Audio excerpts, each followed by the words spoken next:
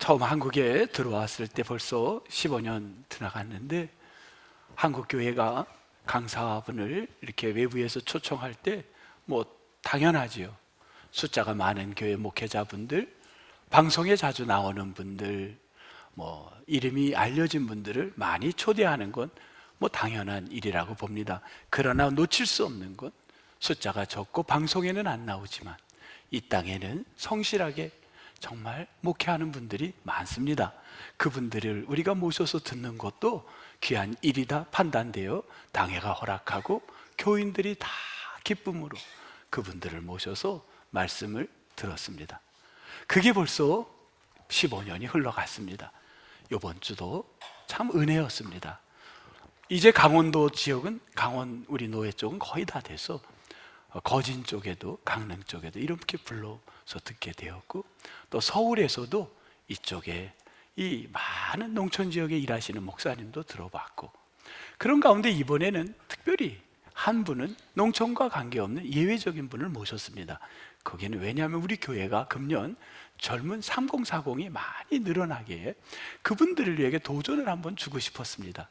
그래서 그분도 강원도 원주에서 지금 사역하시는 분인데, 그분이 정말 젊은이들에게 다음 세대에 큰 일을 하시는 분들, 그분의 이야기를 들으면서 우리도 도전이 되었고, 그래, 젊은이들이 저렇게 소중하구나, 그런 시간을 보냈습니다. 생각해 보니까 여러분, 이 시간이 참 금세해요. 어떤 게 기억이 나냐면, 혹시 여러분도 기억나나 보세요. 어떤 목사님이 오셔서 여기서 이렇게 설교를 했어요. 우리 아이들이 갑자기 밤에 통닭을 너무 먹고 싶어 하면 내가 그 통닭을 사줄 수가 없어요. 왜냐하면 우리 사택이 깊은 산속에 있다 보니까 바깥에 시내까지 나가서 그걸 살려면 너무 시간이 지나서, 그런 얘기를 했더니 어떤 성도가 통닭 마음껏 드시라고 통닭값을 그 목사님께 드린 일들도 있었어요. 그리고 또 어떤 일이 있었냐면, 여기서 설교를 이렇게 하시고 그분이 끝나서 저하고 같이 여기로 나가서, 여기 딱 나가자마자 제 손을 딱 잡았어요. 목사님, 내가 목회를 설교하는 동안에 성도가 가장 많은 데서 오늘 설교를 했습니다. 그런데 긴장이 돼서 말씀을 잘 못 전했어요. 한 번만 더 기회를 주면 내가 다음 주에는 더 잘하겠다고. 그래서 너무 순수한 그 목사님들도 계셨습니다.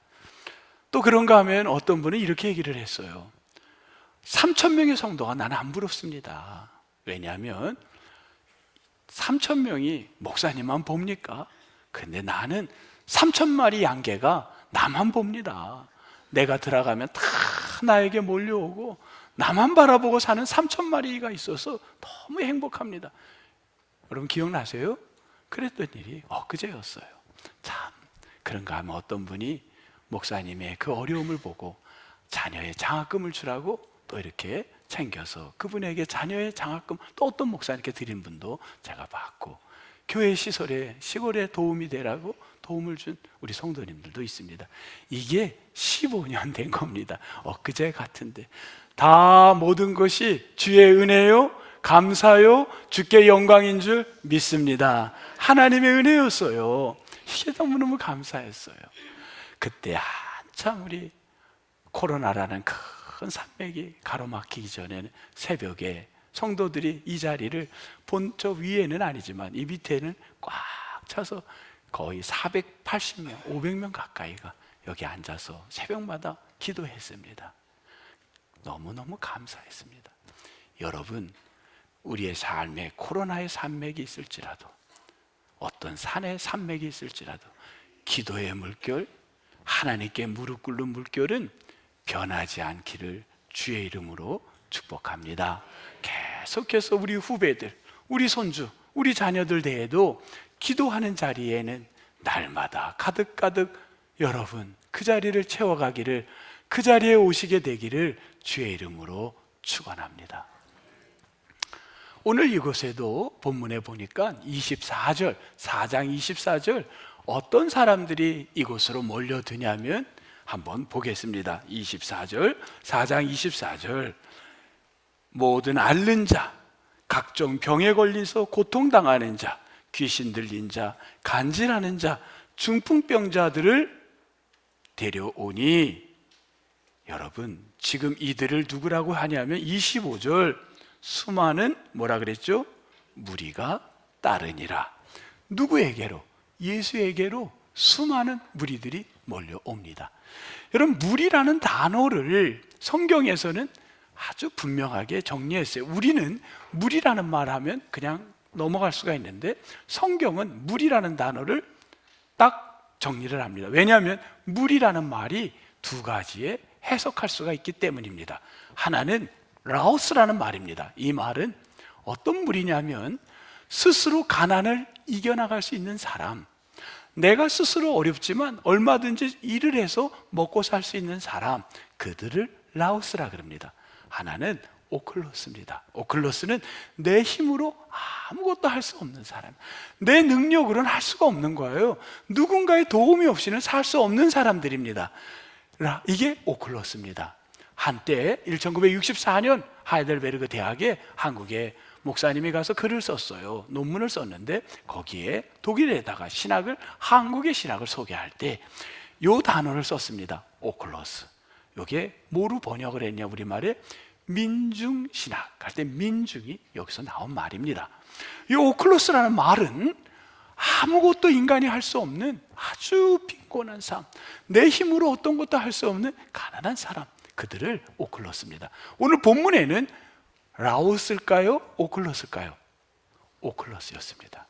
그런 무리들이 누구에게로 옵니까? 예수 그리스도에게로 나옵니다.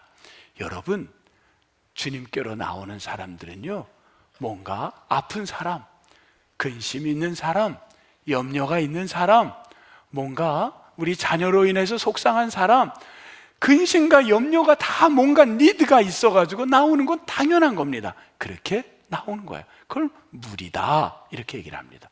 이들이 나온 건 24절에 보니까 소문을 들은 거예요. 야, 대단해. 그분께 가면 병 나을 수 있대. 그분께 가면 치료받을 수 있대.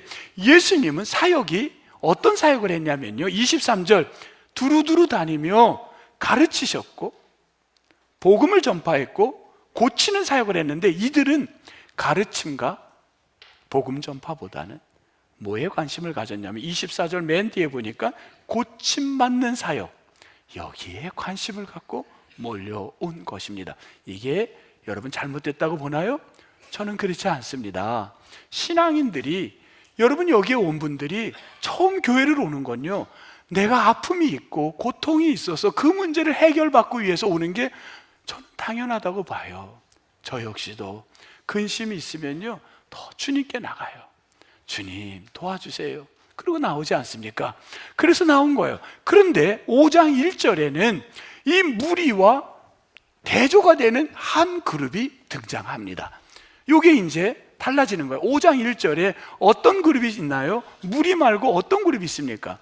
제자라는 그룹입니다.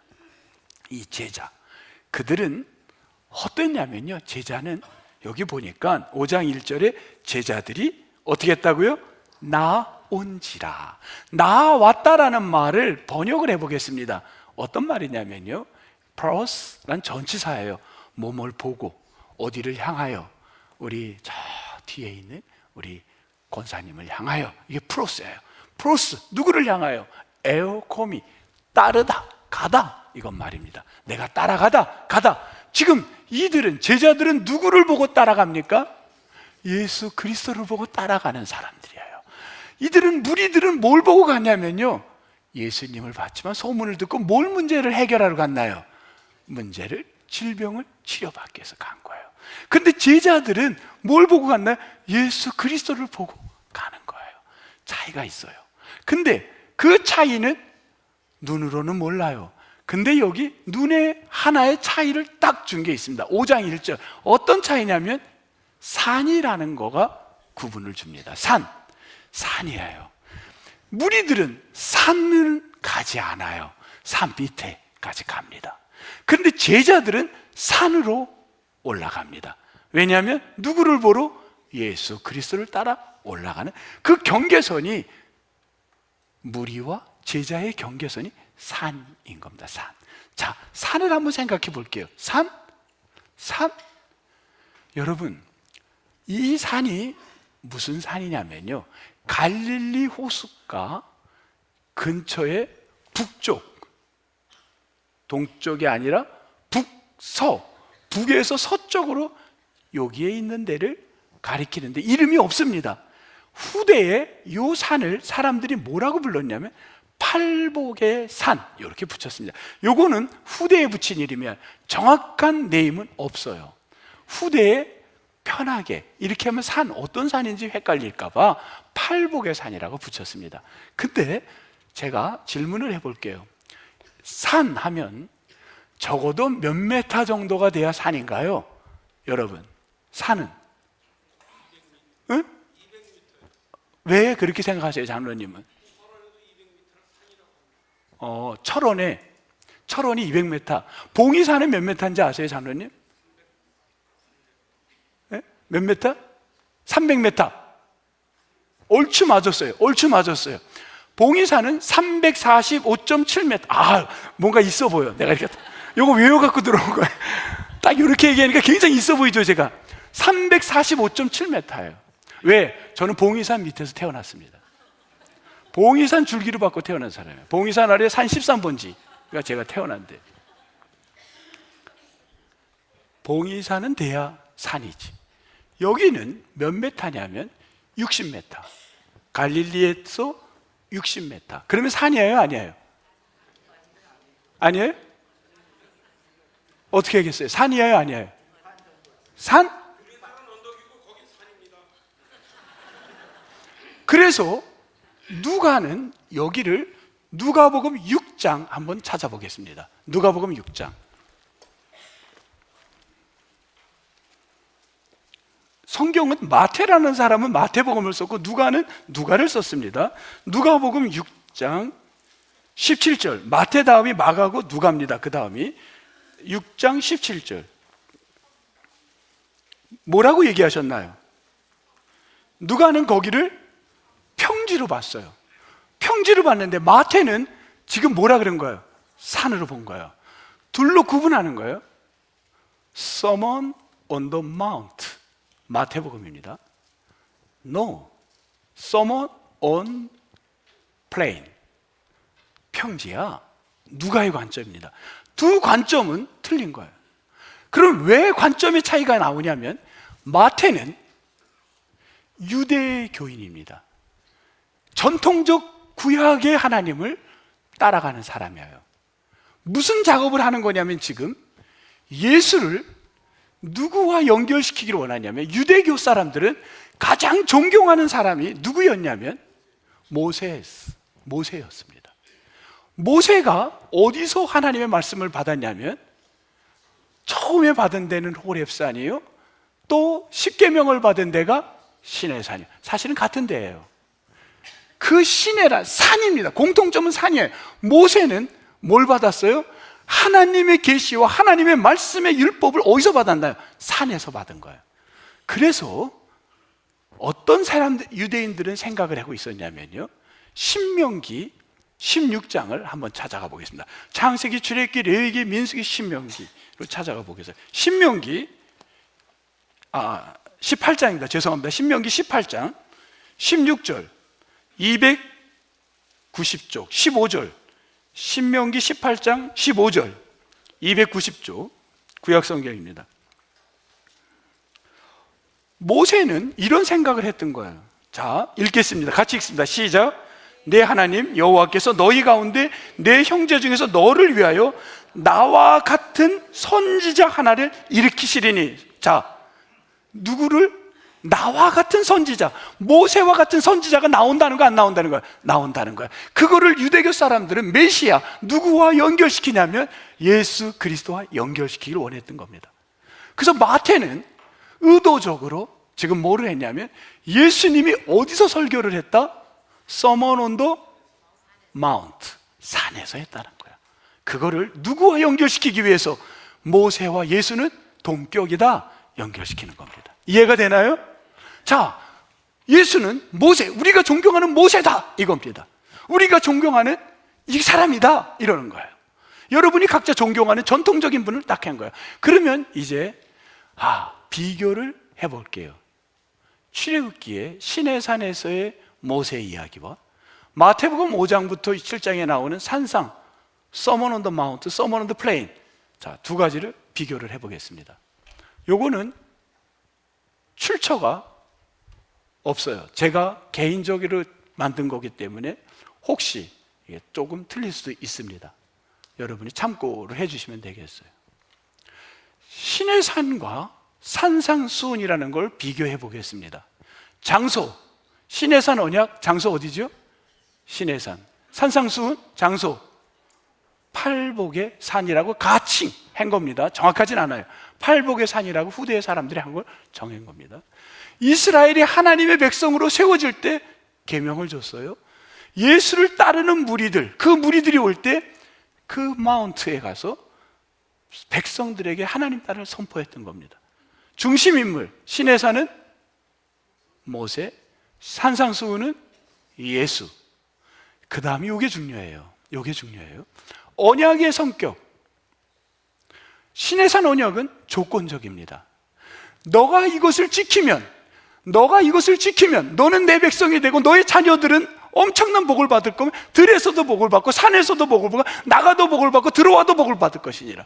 이게 뭐냐면 조건입니다. 이것을 지키면, 율법을 지키면, 613개의 율법을 지키면, 10가지 십계명을 지키면 내가 너를 나가서도 복이요, 들에서도 복이요, 안에서도 복이요, 나가도 복이요, in and out 다 복이다. 이게 뭐냐면 신의 산 언약이에요. 조건적이에요. 근데 산상수훈은 반대예요. 조건이 아니에요. 너는 하나님의 백성이야. 너는 하나님께 은혜를 받은 사람이야. 너는 은혜를 받았기에 이렇게 살아야 해. 이게 산상수훈이에요. 이해가 되나요? 다시 이야기를 합니다. 신의 산은 내가 조건이 있는 거야. 너가 이렇게 살아야 돼. 이렇게 살면 너는 나가도 복이요, 들어가도 복이요, 복의 자손이 될 것이니라. 이게 신의 산입니다. 산상수훈은 조건이 아니에요. 넌 이렇게 살아야 되는 거야. 넌 이렇게 살아야 돼. 넌 하나님의 백성이기 때문에 선택이 없어. 이렇게 살아.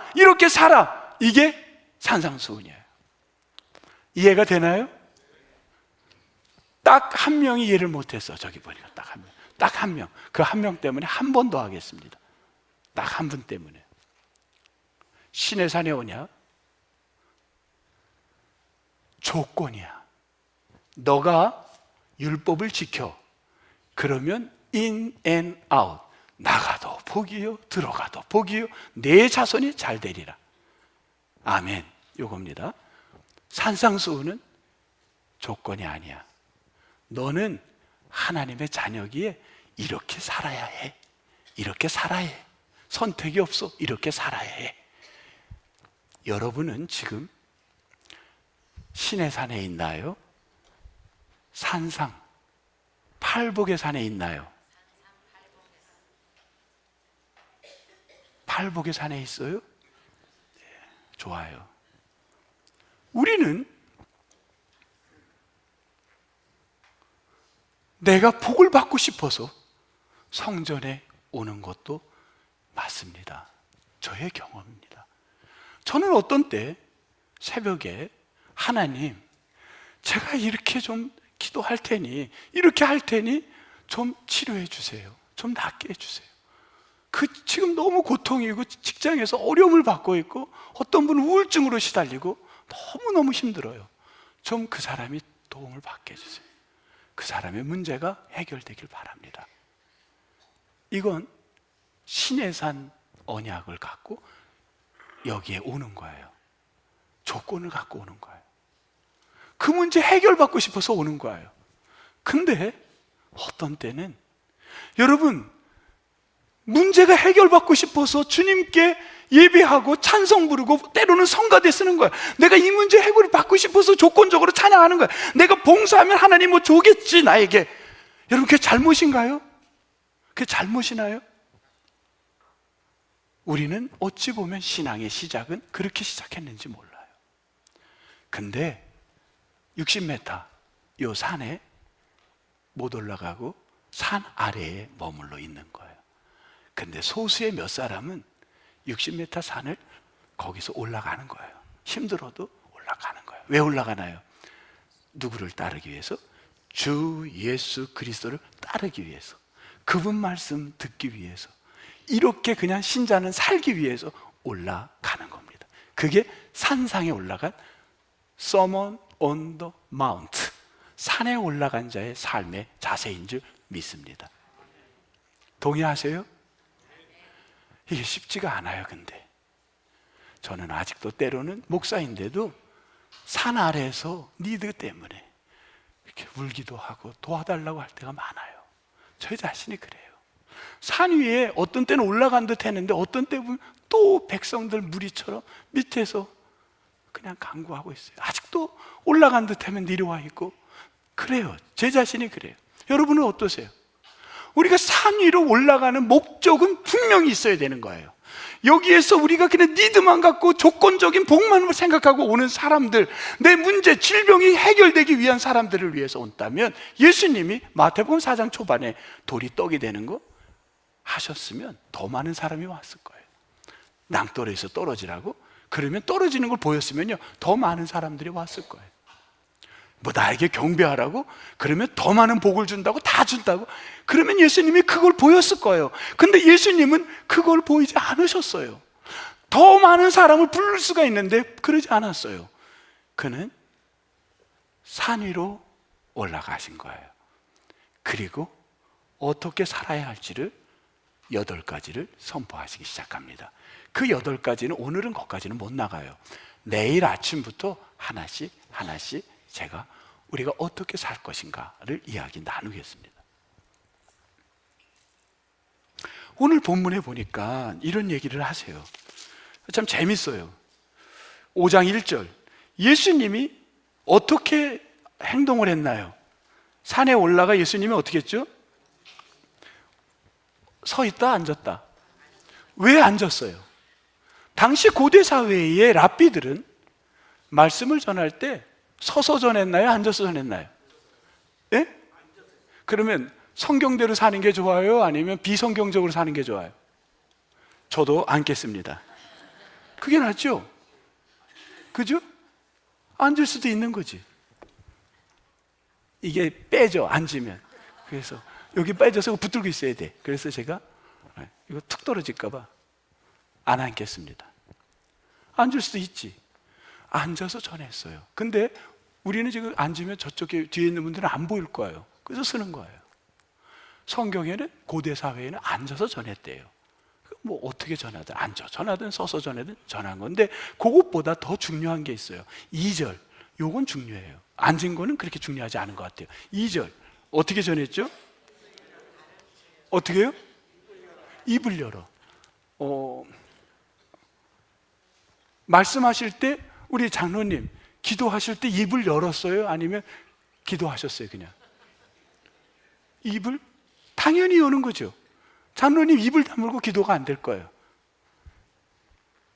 우리 가운데 입 열지 않고 얘기하시는 분은 여기 집사님밖에 없습니다. 이분은 가능하지만 우리는 다 입을 열어야 돼요. 상식적 얘기를 왜 썼을까? 이거를 관용적 표현이라 그래요. 관용적.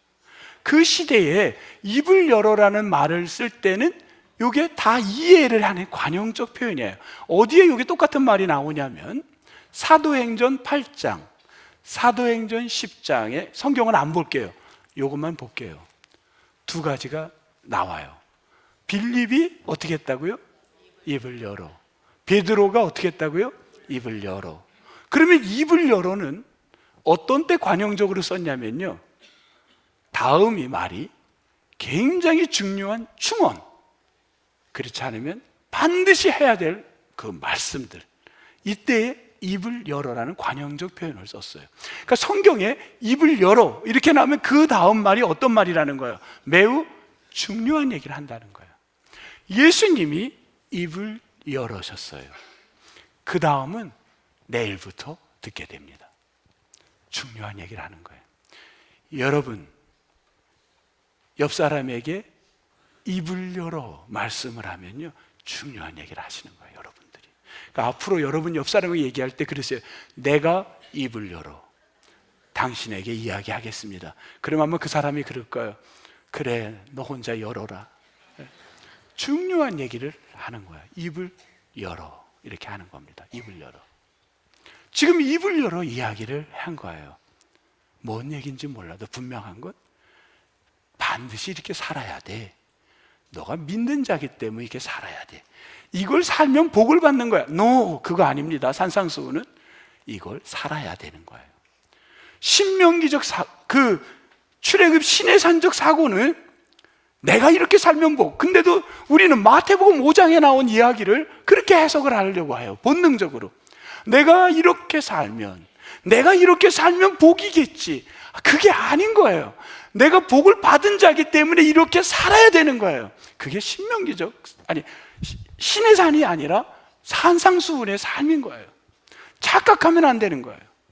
내가 복을 받은 예수님 믿은 게 복이니까 예수 그리스도를 믿었다면 내가 이렇게 살아야 되는 거예요. 선택이 아니고 사셔야 되는 거예요. 그냥 살아야 돼요, 여러분.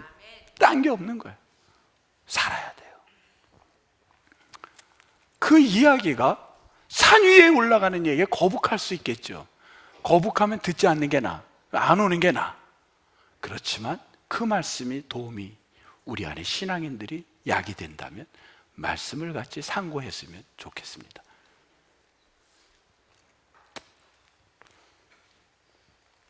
(2011년)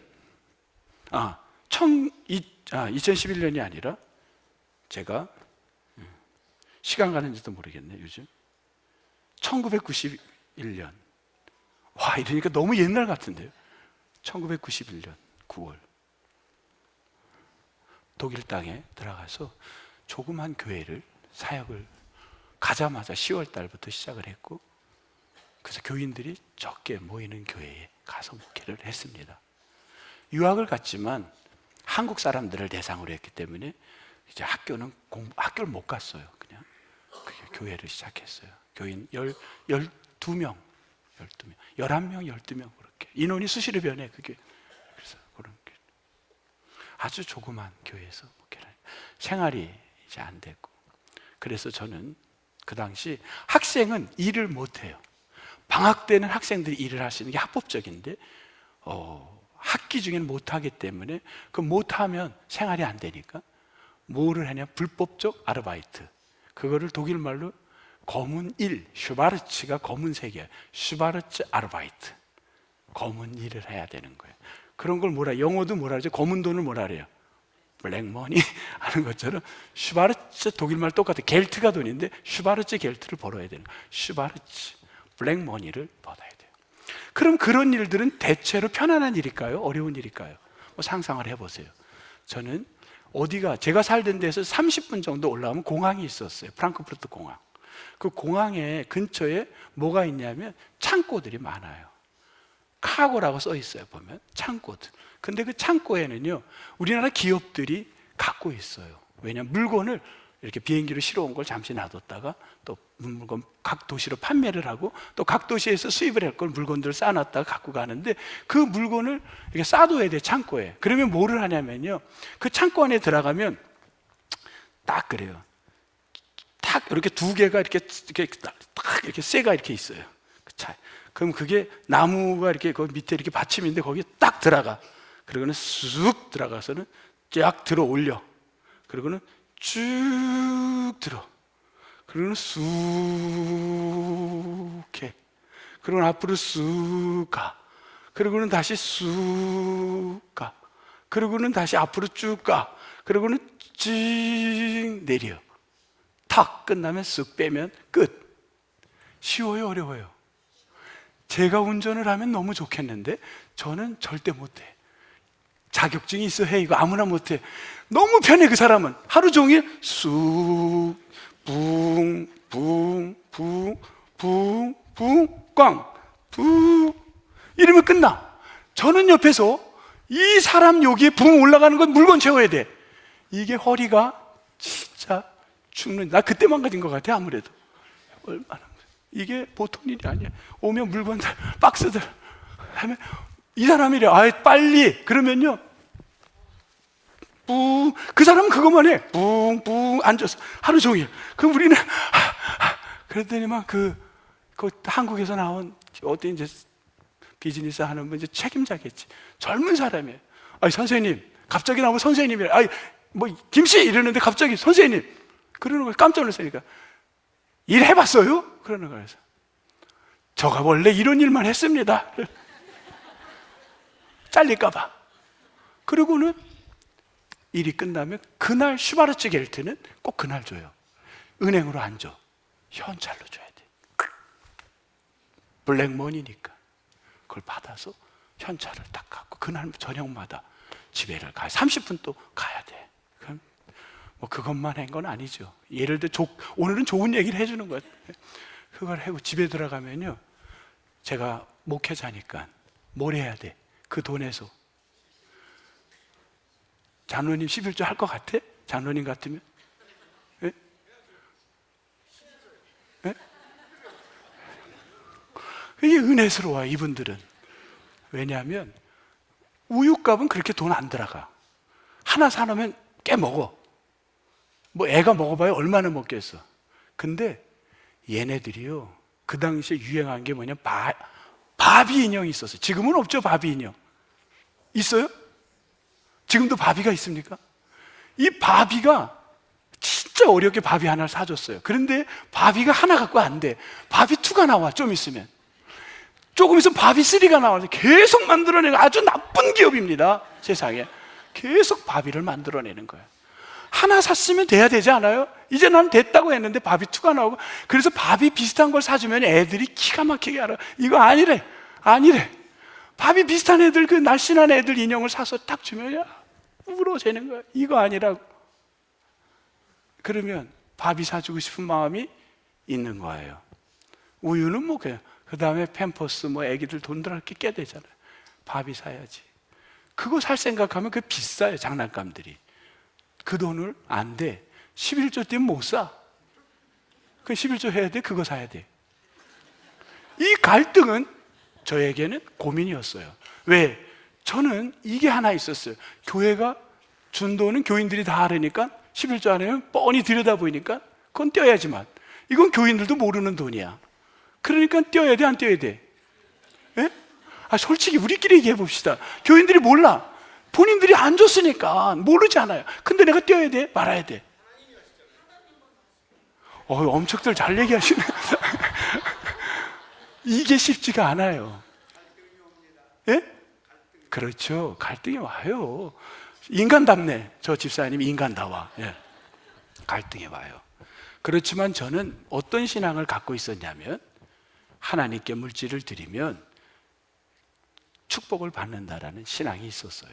그래서 어렵지만 떼어서 드렸어요. 그러면 축복을 받아야 돼요.